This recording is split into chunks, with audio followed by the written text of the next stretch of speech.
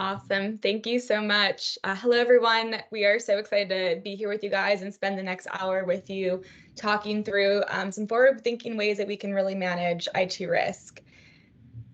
So just a quick overview. So as mentioned, Richard and myself are from Audit Board. We are a GRC company. So I spent the first kind of decade of my career over in the external audit space in the IT risk and cyber side of the house, working with a lot of customers across, honestly, the whole world. Spent a lot of my time at EY, was over at a smaller company, and then I've been at Audit Board for the past 3 years, almost in a market advisor role. So I get to now spend a lot of my time working with a bunch of our customers and really understanding what their challenges are, what their day-to-day is, and then working with our product team, working kind of internally across different departments to really make sure that we bring all of that to life. So I'm so excited to be here with you guys. And then Richard, I will let you introduce yourself as well. Hey, thanks, Mary, and thanks everybody for joining. My name is Richard Marcus. I lead information security at Audit Board, which, as Mary mentioned, is an enterprise SaaS product for folks that are doing compliance, risk, and audit activities internal to their organizations. One of the most fulfilling, parts of my job, which includes, doing enterprise and infrastructure and product security for our product. One of the most enjoyable parts of my job is that I get to work with customers, other CISOs and audit leaders and GRC leaders across our customer base, to try to figure out what would help elevate the profession. What problems are they facing? How do we do the job better? Use technology, collaborate more, and really try to get better at what we do. So really excited to be able to share with you all some of the lessons that we've learned, both from our own internal program development around risk management, and what we've learned from our customers. Awesome. So a quick overview of what we're going to cover today. So you just met both of us. Again, we're really excited to spend the next hour with you guys. So we're going to talk about really IT risk management and how you guys can start to work on your programs. We always like to start with some context and objectives. So IT risk management, it's not a new concept. It's not something that was created within the last year or two. It has been around, but it has continuously evolved. And so we want to start by setting the stage of why this is such an important topic, especially now. And then we're going to cover some of the foundation, some of those fundamental items, and then really get into some of the common challenges that we see and we experience, talking both from what we hear with our customers, as well as Richard's going to explain a lot of his internal struggles and everything that he kind of experiences from the practitioner side as well. And then we'll close it out with some forward-thinking practices and, of course, open it up to Q&A. So absolutely. Oh, I can see Richard. Yeah, I can now see you on my screen. For everyone here, we're having some technical issues. So I'm not sure if you guys were able to see Richard or not on your screen before, but if you can now, that's very exciting. Perfect. All right. And so on that, let's kick it off and talk a little bit about kind of the context. So as we mentioned, IT risk management, not a new concept. It has been around. Now it could be newer in the sense of, cybersecurity, all that's really emerged in the last 20 or so years. But why is this so much more important right now? And why are so many of our customers asking about it, trying to understand it, people in the market? Well, there's a lot of reasons. And one of the biggest is that, as we all know, technology is advancing at just an exponential rate. So there is AI that has been growing crazy. Again, not a new concept, but one that has just really, really picked up traction. Technology is continuing to increase. And so while we bring that technology into our business, it's also a way that a lot of external threats are bringing it in. So hackers are using this technology. They're getting smarter. There's new phishing scams. They can record your voices and they can start to have, there was like an AI one with one of the CEOs actually had an AI version of him, and him and the CFO were signing off on things. So cybercrime's increasing, technology is increasing, and it's resulting in just a lot of emerging threats that information security professionals have to manage and have to really understand. And let's face it, at the rate that all of these risks, all of these threats are increasing, teams need a way to really prioritize where they can focus their time, because the resource pool is not rapidly expanding. a lot of the times it's remaining stale or even getting smaller and smaller as burnout's kind of continuing to increase. And then in addition to that, you have executives and you have boards, and they're asking about this, they're wanting to spend on it, and they're wanting to see kind of some results on that. And so it's creating this whole world of challenge that's really focusing on teams need a way to prioritize the risks, the threats to their environment, and where they can start to spend their time mitigating those risks to their organizations.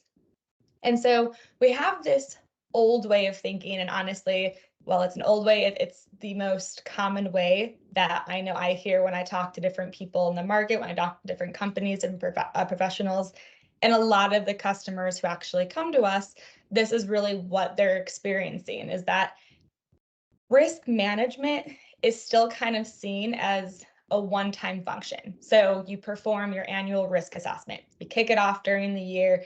You go through your kind of top assets. You have all of those. It's one time. It's not kind of ever evolving. And so all of those emerging threats, all those new risks that come later in the year are not really being captured in your overall risk management program. And in addition, teams are really working in siloed. I know I was working with an organization, and well, the person I was talking to is their IT risk team. They still have a security team, and they still have a compliance team. They still have an enterprise risk management team. And all of these teams are performing their own risk assessments, but none of them are sharing the results. None of them are going and talking and seeing where do they have risks that overlap? Where are the greatest risks to their organization? Approaches are still very siloed. And so you don't really capture the true threat landscape to your organization. And as a result, if things are manual, you're using Excel, you're using a lot of the spreadsheets, your remediation process is slow or it's non-existent in a lot of cases. And so we're going to kind of transition, and this is going to really set the stage for a lot of what we're going to talk about as part of this presentation of what are some forward-thinking practices. So we're going to touch and highlight on how you can really start to align your cybersecurity with your business goals, your business objectives, and why that is so important as you start to build out your program.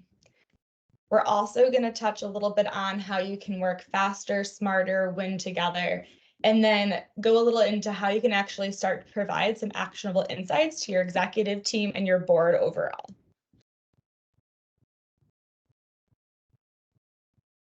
So let's start with the foundation. Now, some of you guys might see this and say, I know what a risk is. I'm well aware of that, and that's okay.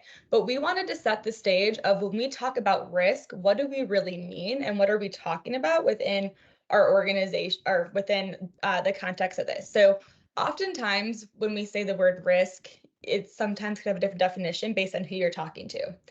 A risk is made up of an asset, a threat, and a vulnerability, again, for kind of this context that we're talking about. So a risk is anything that can involve exposing something of value to danger. So whatever that valuable thing is. For me, it's my coffee. This is extremely valuable to my life. I enjoy it, I like it, and as a result of that, I want to make sure I mitigate all possible risks as I remotely drink it. But a risk is any kind of situation that really comes in. And so you have that thing of value, which is your asset. So again, for me, my coffee, it's a wonderful asset. For audit board, that is our customer data for, or something within our product as well. So an asset is anything that actually brings value to your organization. And so in order to really understand what the risk is, you need to go through and think about, okay, where is this item of value, this asset, where is it vulnerable? Where are their weaknesses? And then where are the threats? So what can come in? What's a condition that can actually cause harm to that asset as well? And so it's important to kind of make sure that whenever you're building out your program, you guys really set the stage of what is this foundation? What is risk to your organization? How do you guys define it? How do your different teams define it? And now we're going to go into some steps that you have to really manage risk. So here is a methodology that we really use here at Audit Board as well. is when it comes to managing risk, we like to think of it as an overall cycle. So you'll see it's a full circle because it's not that one-time thing. It's one that's continuously evolving. And so we have kind of 4 basic steps that we think about where you always need to start with identification. If you don't know how to identify things, you don't know what you're going to be assessing. You don't know what the real risk is. So you always need to start with the risk identification, get into kind of your assessment, talk about some treatments, and then the 4th one, which my personal experience tends to be the one that I think is forgotten the most and not followed through on the most, is monitoring. So we're going to dive into what each of these mean over the next few slides or so we can start to give some real examples and kind of context on here. But the biggest thing to really understand is that when you're managing risk, it's not a point in time. It's not a one and done. It's an evolving kind of circle, a full on, you have everything kind of impact each other, and it's always continuing as well. All right, so let's start with the identification. So there's a lot of different ways that you can kind of ideate, but the important thing is that you do ideate. So within your organization, I want you guys to think about, that full life cycle. Where do you guys personally have some challenges? Is it the actual identification of risk? Is it maybe on the monitoring, the mitigation? I know I was talking to a large enterprise who very, very high compliance. They have a ton of regulations, and they were saying, I have no issue identifying risk. I have people across my company coming to me every single day saying, here's a new risk, here's a new risk, here's a new risk. They're like, I personally struggle on understanding how to manage and kind of mitigate that risk. And so that's maybe where you guys struggle, or maybe it is, hey, I don't really know how to have an intake. So here are some ways you guys can start to think about bringing that in. External research. I know in my past life, I was hired to go in and do some market research for companies. I would actually perform assessments. I would do benchmarking for them as well. It's a really good way to kind of bring some new information into your overall environment. Consulting right there. Internal history, where historically have you seen the biggest risks? What's your past risk register? But how do you really bring all of these in? And then where do you document it? Do you have a risk register? If the answer is no, then that's one that you want to start to think about. You need to find a way to actually bring all these risks in and document it. Maybe you have 17 risk registers. Maybe you need to actually consolidate those. But it's important to kind of have one and then make sure it's always evolving overall.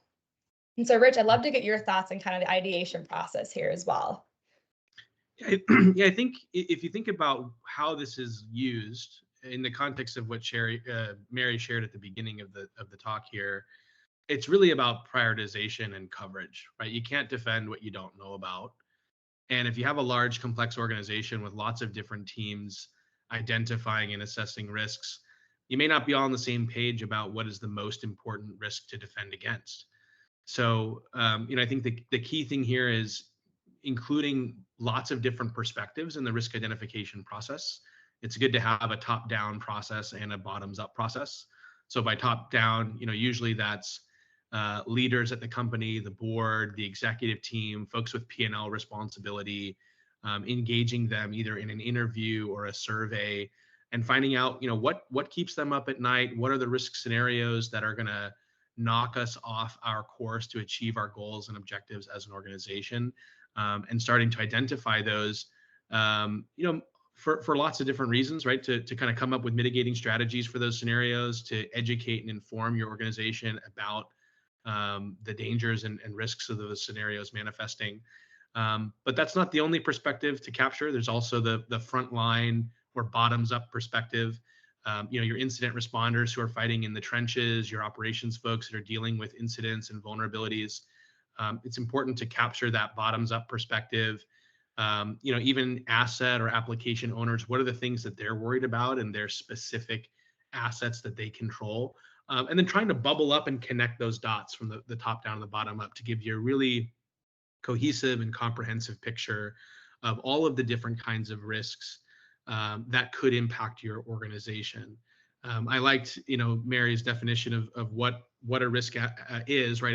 It's something that could, negatively affect something of value. But I really like a more optimistic sort of definition. It's the things that prevent you from getting to where you want to go as an organization, right? So sort of iterating through, identifying all of those in a risk register, making sure it's properly aligned. Everybody in the organization has the same idea of what risk means to the business, allows you to prioritize and then start to plan as a collaborative force to mitigate those risks across the business.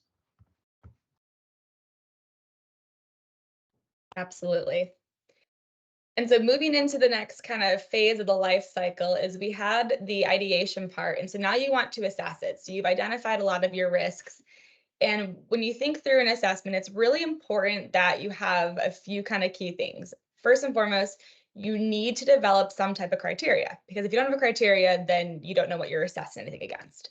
So one of the most common ones that's out there is when you assess the impact and the likelihood of a threat and a vulnerability to your asset, and that can have a larger impact. This is important because, for example, let's say there is a global pandemic that comes into the world. At the time, 5 years ago, you would say not very likely, probably a 2 on there, maybe even a 1, but could have a significant impact. Well, we've all now lived through that. And while it did have a low likelihood, it had a extremely significant impact on all of us and how we operate and the whole world just kind of shutting down. And so it's important to have that criteria first. And then once you have a criteria, you need to assign owners. And this is sometimes the most challenging part of it, because oftentimes people, when they say, oh, I'm the owner of that risk, they feel like they're responsible or can get blamed if something happens or that risk occurs. But it's really, really important to make sure that you have ownership on the risks that have been identified. So again, when you think through that life cycle and you kind of make your way through it, that owner knows that they're also responsible for mitigating, managing, or maybe just taking part in helping the mitigation process as well. And then a lot of things here is you can conduct kind of risk workshops, risk surveys. So risk surveys was one. This was one that I used to do as well, where I would get hired by companies and I would just go and I'd meet with all of their different locations around the world, and I'd go through and have a series of questions, and I would actually do the assessments, but I would have these kind of risk surveys. And then that prioritization. So using the results of that criteria and being able to think through and really prioritize which risks actually matter that you guys should really focus on overall as well. I often get questions here from folks about how detailed or comprehensive this process needs to be. And really, I think it needs to be as detailed as necessary to inform your budget and planning process. Because at the end of the day, this is a prioritization exercise. If you have unlimited budget, you're still not going to get to a zero risk posture, right? So it's really about stack ranking everything that could and would happen if not treated properly, and then aligning as an organization of like, what are the top risks from the things that could damage us the most and the things that are most likely to occur.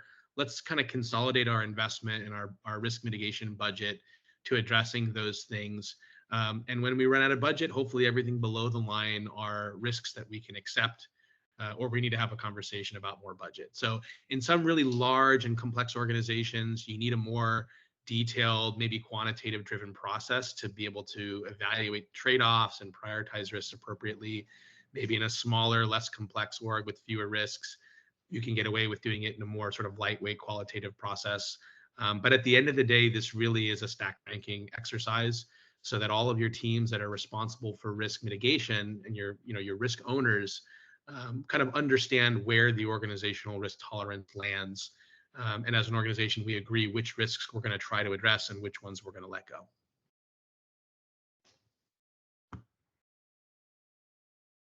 And speaking of which risks we're going to try to address, gets a perfect segue to the next part of the life cycle on your risk treatment plan.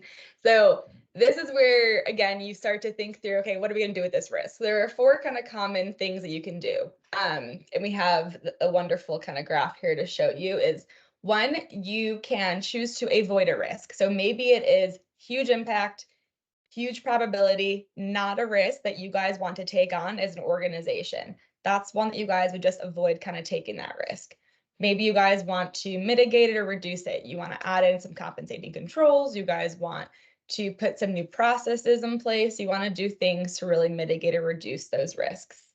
There are also risks that are okay to just accept. I was ones that maybe it's low. Maybe I remember like from like the SOC 2 side of the house, we'd go in and they'd be like, oh, you don't have a documented org chart. Like, yeah, okay, that's a risk, but honestly, not like the highest risk, especially when it was a 30-person company I was working for and everyone knew who every single person was.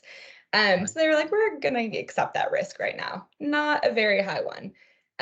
Or you can kind of transfer and you can share the risk as well. So maybe you want to hire a third party, which also brings on additional risks.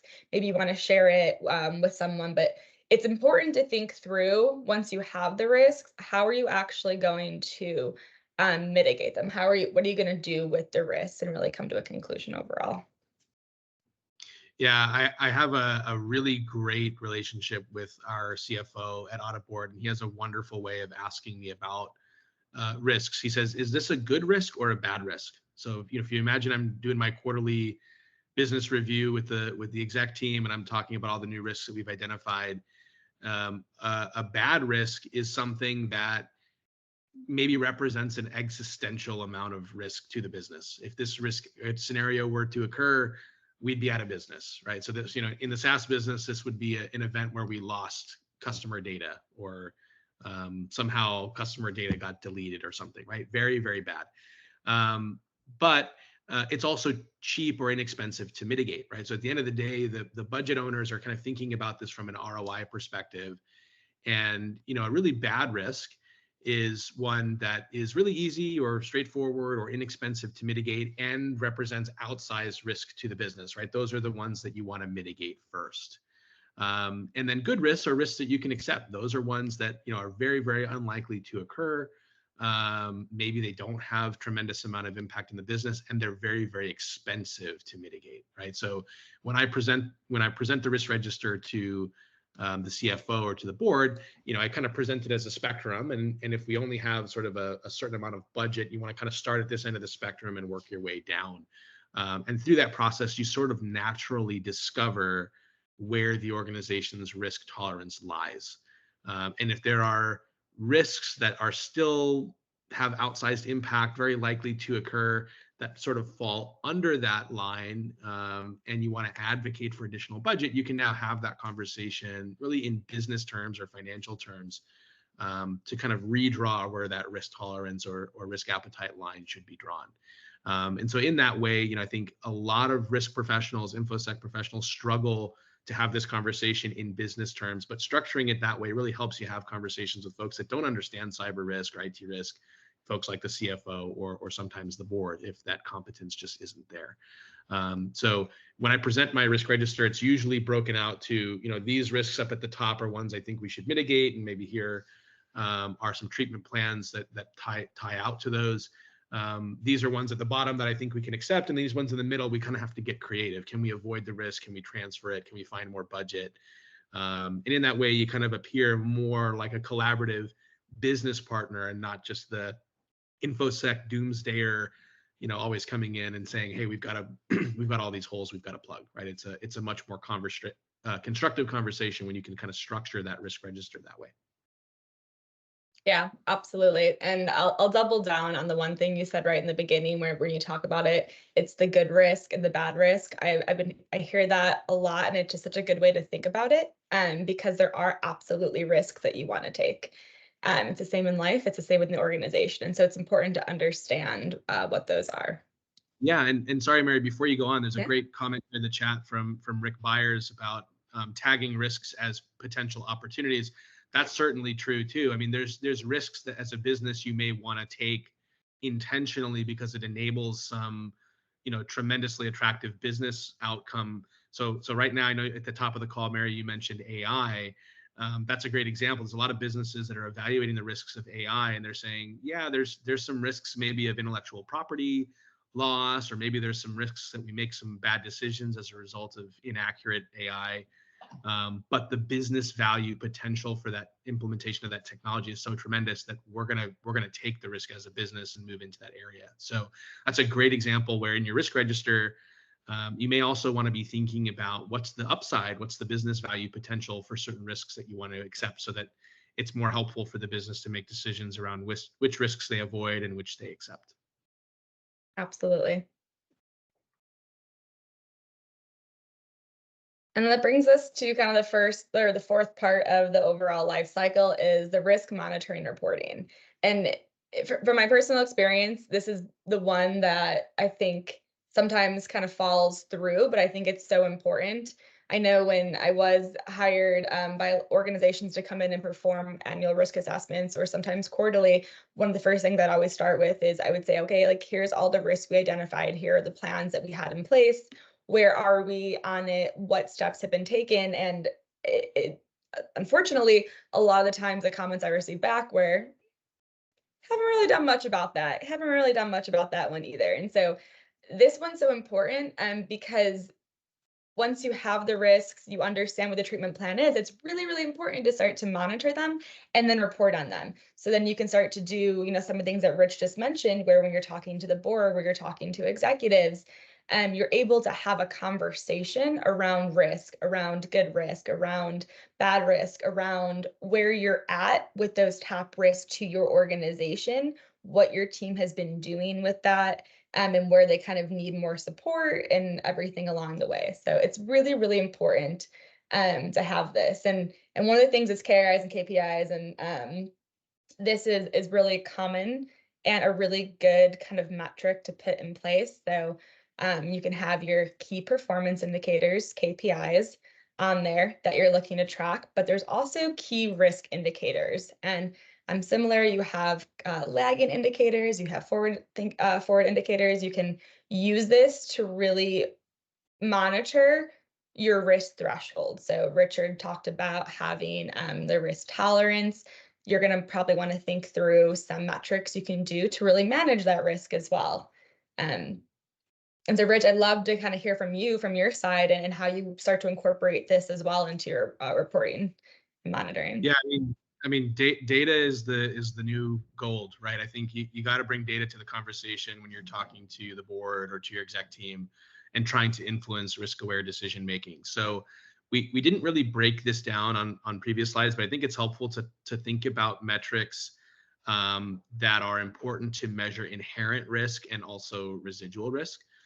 So for those that are not operating in the risk world, inherent risk is, what is the sort of baseline risk to the organization just based on the activities that they perform, the types of data that they have and so forth, without really thinking about how you've already invested in mitigating those risks without any sort of controls. And then residual risk obviously is the sort of end result, right? Once you've done all of your key control activities, what is the sort of unmitigated risk that's left over? So for inherent risk, the business is not static. It's constantly changing and transforming over time. And so for those that are thinking about risk and making risk decisions, you got to give them some KRIs to let them know how that inherent risk level is changing over time. In the time that I've been at Audit Board over the last 4 years, we've grown 10x, right? So it's 10x the number of customers, number of employees, amount of data.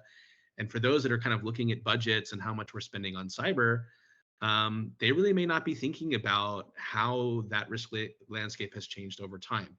So we put that data in front of them. We go, if the inherent risk level was low last year, what is it this year now with 10 times as many customers, more data, more applications, more assets? And I think, Mary touched on this in the context slide at the very beginning. Risk velocity is increasing faster year over year. So with more people, more data, more assets, in most businesses, your inherent risk levels are going to be increasing over time. So KRIs that are really helpful are ones that help articulate to the decision makers and the budget holders, in which areas that risk exposure is increasing.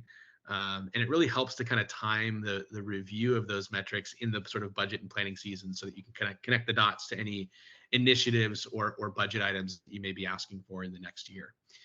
On the residual risk side, right, that's really the result of all of your key control activities.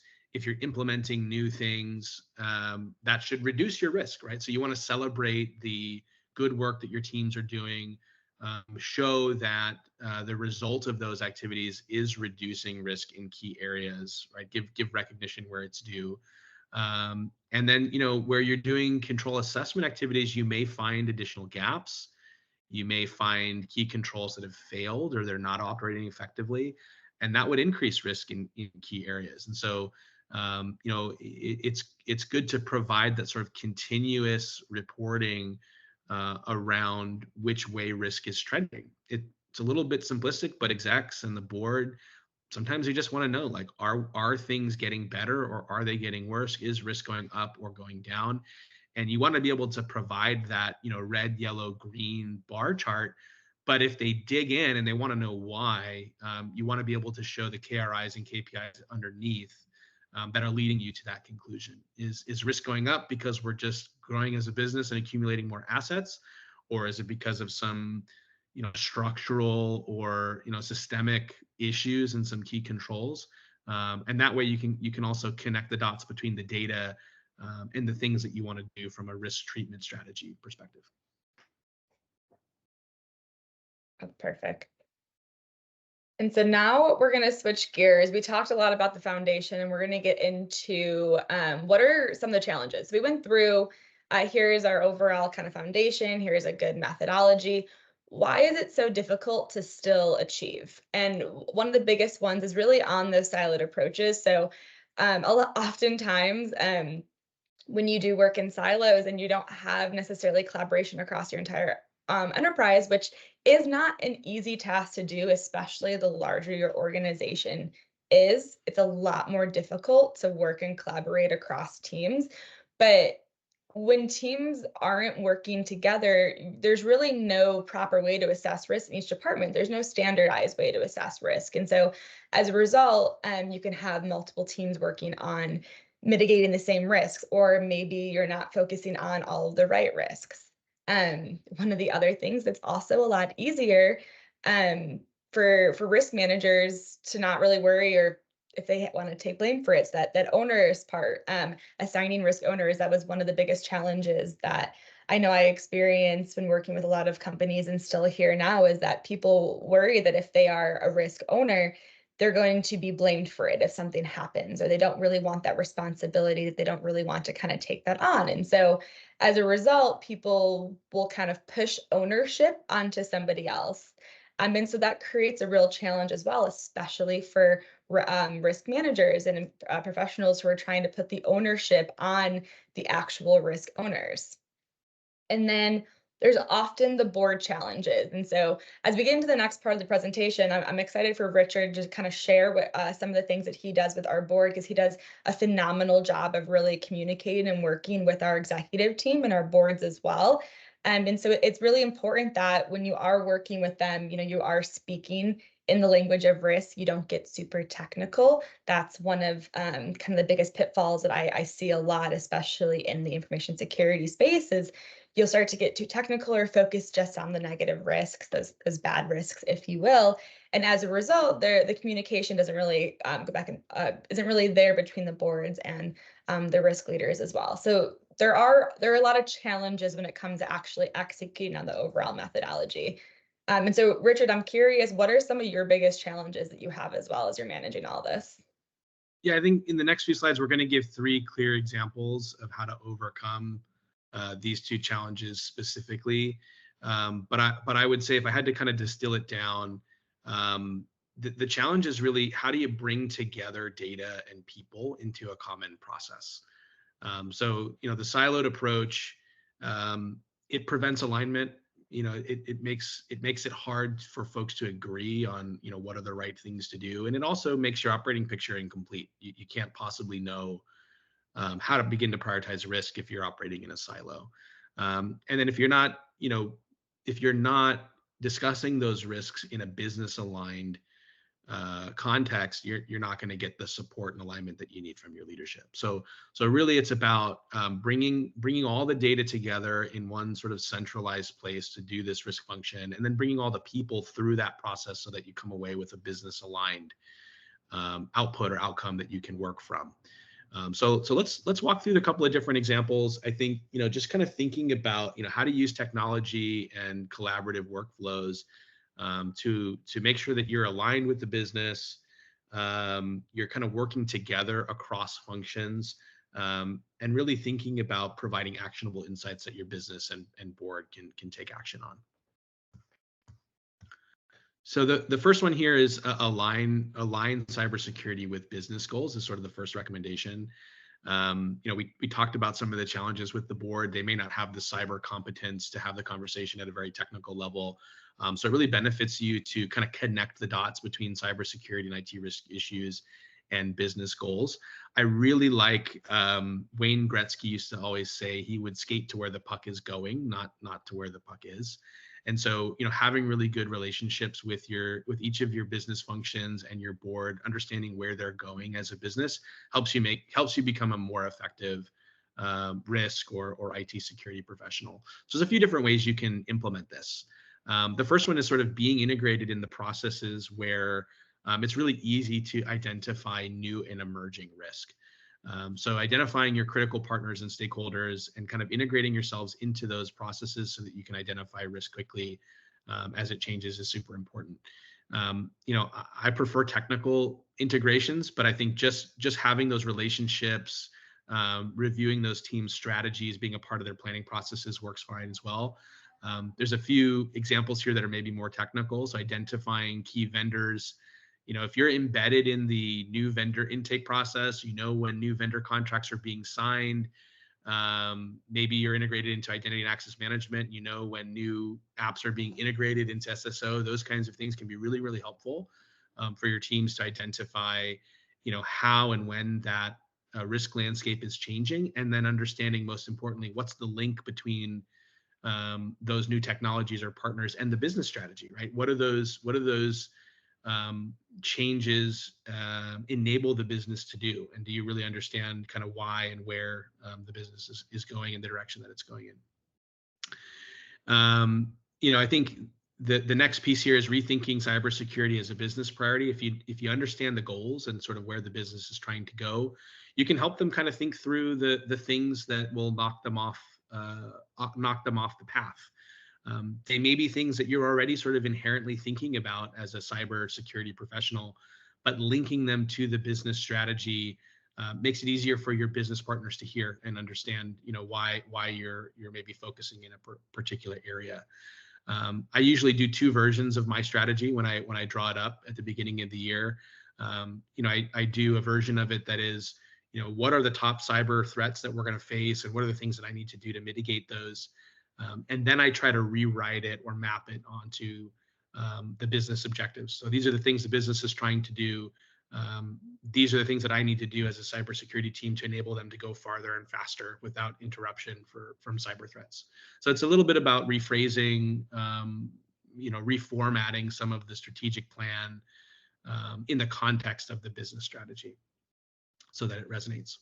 And then the last piece here, I know there's likely a lot of compliance folks that understand this well on the call, but you also want to think about industry standards, best practices, compliance certifications, et cetera. Again, because a lot of the stuff that you're going to do, just because it's great security and it's the things that you need to do to defend the business, can also be revenue enablers, right? So kind of understanding what markets the business may be trying to move in, especially if they're regulated markets.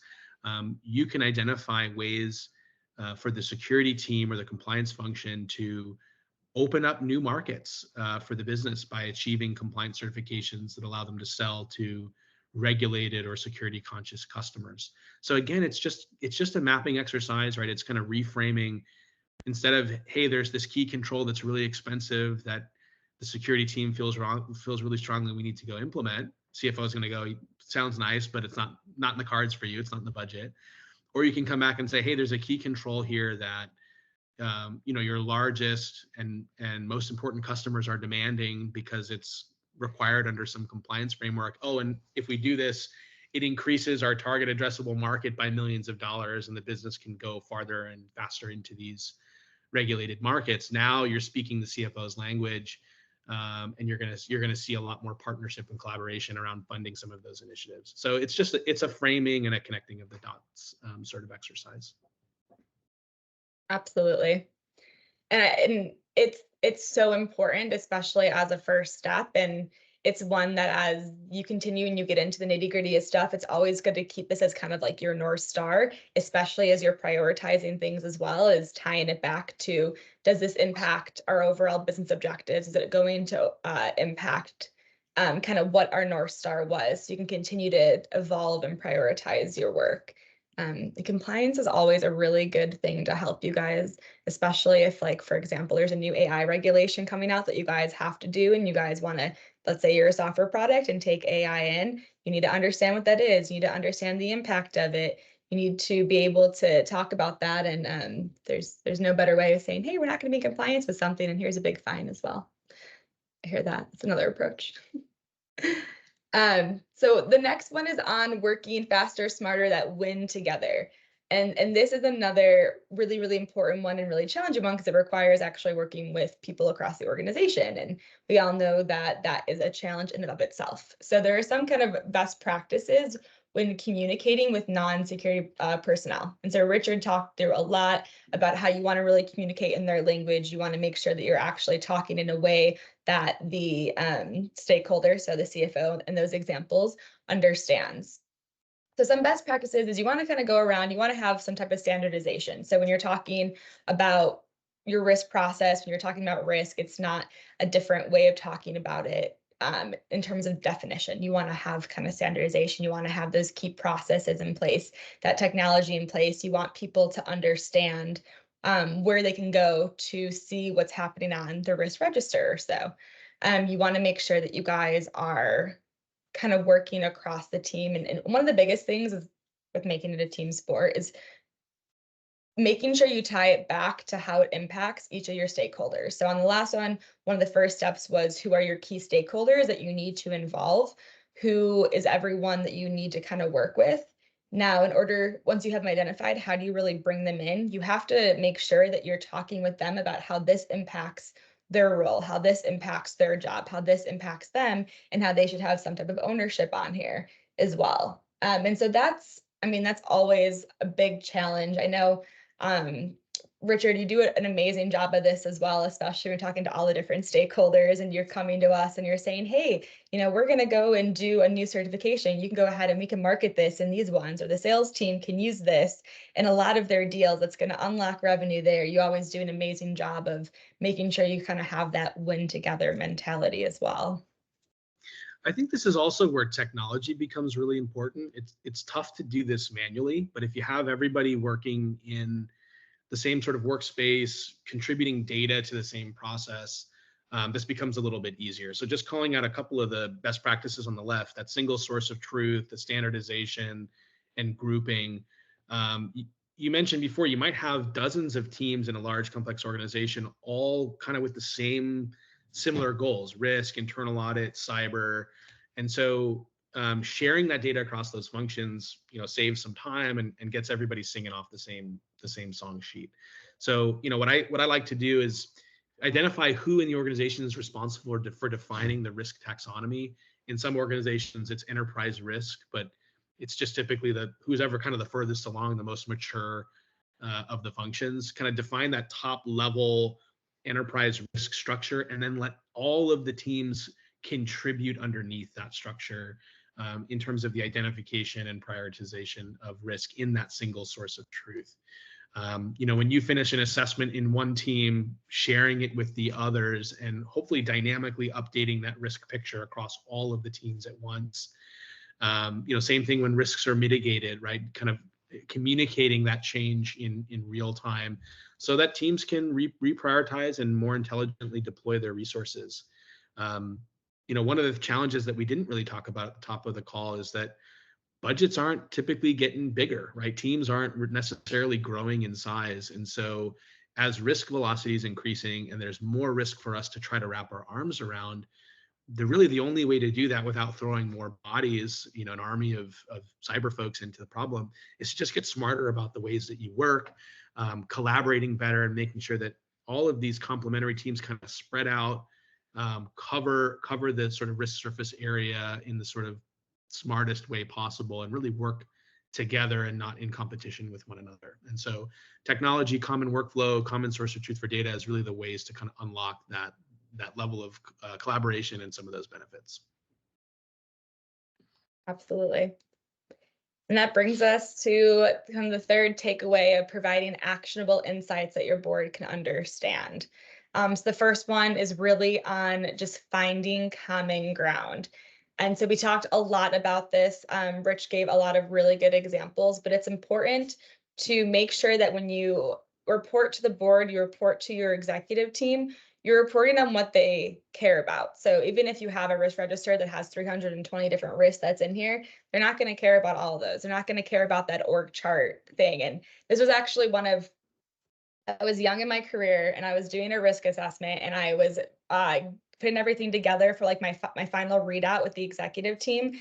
And I was, young and all confident and everything. And I'll never forget, I presented with my client contact first and he looked at my results and he's like, it was on not the org chart, but it was a similar thing, is that they didn't have a certain policy around some like people team one. He was like, you want me to go to my entire executive team and tell me the biggest risk in my organization is that I don't have a policy around the people team? And he just stared at me and it was like lights on. And I was like, you are absolutely right. I did not find that common ground. I didn't even think about the fact of like taking into what organization am I in? What's actually important to them? What's that stuff that they value?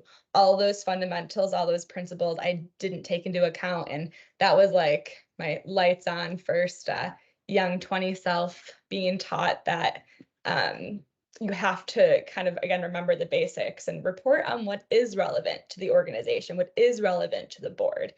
Using those KPI data, using the metrics. So if you present and you have a few reds, you have the data to support why this is a risk that does need mitigation, why this is a risk that you guys do need to continue to monitor.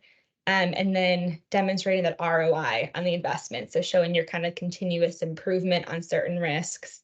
And overall, just presenting in a way that they kind of understand market trends is always a big one. Yeah, great example and anecdote, Mary. I think you really have to earn your credibility and trust with the board. So you really want to be sensitive about how much noise you're presenting, right? You want to be asked to come back, like it has to be useful to their decision-making process. And so a couple of tips and strategies that have been helpful for me there. Number one, you want to try to identify who your allies or advocates are on the board. Somebody who's maybe got a little bit more cyber competence that you can establish a relationship with outside the normal reporting cadence and really understand from them what are the hot topics that the board is thinking about, right? Again, it just ties back to where is the business going? If you can connect cyber to a topic that they're already passionate and thinking about, that conversation will go a lot better. So maybe this year it's AI strategy, maybe it's internationalization, maybe who knows what it is, right? But it's kind of what are the big business drivers that the board is really betting on to be successful in the next year, and then at your next opportunity to present to them, is there a way to connect the things that are important to you to those larger business cases, right? And those conversations will typically resonate a lot better. The second tip is to try to get consensus is hard, maybe alignment's a better word, with your peers before you go. And so for me in my role, my peers are in internal audit, in the CFO's office, business leadership. If you go to the board with something radical or unexpected and you're the only one in the organization that sort of thinks that way, you're going to have a tough time being the sort of lone salmon swimming upstream. So there's a little bit of pre-work and prep that you have to do, maybe sharing the story, the results of assessments, your recommendations with your peers. And again, if we're all working in the same platform with the same data, that becomes a lot easier of an exercise. But that sort of pre-read of, hey, here's what I'm planning on presenting to the board. Here's my proposal, my recommendations. Let me get your feedback, or maybe I can get you to co-sign it, so that when you go to the board, you're not just the lone CISO standing against an army of opposition across your organization. It's, hey, I'm really integrated in this business. I understand the business well. I've thoughtfully considered all of the risks that this business face, and along with the other executive leadership, we're in agreement about what the top risks are and the things that we need to do to mitigate that, so that if you start to get probing questions or they start to investigate your claims or proposals with their other leaders in the organization, they're coming back with consistent answers, consistent story. It makes it a lot easier to support, endorse, fund, the different initiatives that you're trying to get across. So again, it comes back to collaboration and partnership across your business leaders across the org. Absolutely. I couldn't have said it better myself. And on that, we're going to wrap things up and open it up to questions for the group. I'm not sure if there was some in the chat or anything yet. Yeah, there's a good question from Andy around suggestions for approaching risk exceptions. I think we can probably start with that one. Risk exceptions, I think again, there's sort of a top down and a bottoms up approach to exceptions, and I'll kind of speak to both. I think risk exceptions at the sort of strategic level, top line risk level. I think we talked a little bit about as an organization and just understanding that you can't accept all risks. There's going to be things that you're going to have to accept, and just there's not enough resources to cover this ground as an organization. This is the lowest one on the list. We're going to accept it. And so for that type of list, you want that decision to be made as high up in the organization as possible. Usually that's tied to a budget decision. So whoever has P&L responsibility over that risk usually should make that call. I think the question is actually about a much more tactical concern, which is at a much lower level. Say you have an asset owner or a control owner that can't comply with a particular policy or can't implement a particular control. What does that process look like? More of a policy exception sort of process. And that's going to be really common in organizations where you set a mandate. This is the policy. This is the thing that we're doing. But those mandates are unfunded. Great. All data has to be encrypted, but you didn't give me any budget to go find a solution to go do that. So how do I navigate that? So when you're doing, control assessment activities and you're working with asset and control owners, you're going to identify gaps, and you're going to work with those control and asset owners to define treatment plans. And if they have the means and the budget to fill those gaps, they'll do that, right? They'll identify the timelines and the plans to go address those. And if they can't, they may need an exception. And so those exceptions in your reporting should roll up both at a risk, control, and asset level. And if there are systemic issues, you find that across the organization, it seems like every team is asking for an exception in this particular area. There's probably a centralized key control that's missing, or a budget level item that's missing that would help teams comply with that particular control. And guess what? You just found your next topic for your next QBR or your board review. You're saying, this is the most commonly failing control across the organization. Every team is struggling with it. Here's a proposal to fill it for all teams. That's typically been my approach to exceptions. But it's just, again, it's about kind of surfacing the data and connecting dots across the business so that you can accept those. The flip side to that is maybe your policy was wrong. Like maybe you kind of assumed certain controls were more important than they really are. And when you ask teams to triage and risk rank the things that they will do and not do, you're finding that across the board, the business is really comfortable accepting risk in certain areas, and maybe it requires another look at your policy to determine whether those controls are absolutely required or not. So couple different suggestions there. What else we got, Mary? Any other questions coming in? Now I'm coming in a lot of just comments around the politics of risk management. It's always a big one. I mean, not even just in risk management, just in general with organizations, business, all the above. There was one around identifying the overall risk appetite up front. I forget if you had answered this one earlier or not. I talked a little bit about risk appetite, but I think to answer the question directly, the question is, what about identifying the organization's overall risk appetite up front? And I'm going to attack the upfront part of that question. That may not always be possible, right? If you kind of think about this from the CFO's perspective, if you kind of put them on the spot and said, how much money are you willing to spend to mitigate risk next year? Like, what's the cyber budget? They're going to have no idea how to answer that question, right? And when you're talking about risk appetite, that's really what you're talking about is, put your money where your mouth is. How much of this risk are you going to mitigate versus accept, right? So if you think about it in terms of dollars, very, very difficult for a board, an exec team, or a CFO to determine how much money is going to be necessary up front, right? So in the first attempt at this, you might use the existing budget as a placeholder, maybe. You go through that risk assessment exercise and you kind of shine the mirror back to the organization and you go, with our current budget and the current key controls that we have in place, here's the line where our sort of residual risk level can be drawn. Here's what's above the line. Here's what's below the line. Does that feel acceptable to you? Here's an example of some of the scenarios that are currently below the line. Does that feel like an acceptable level of risk to accept going into the next year?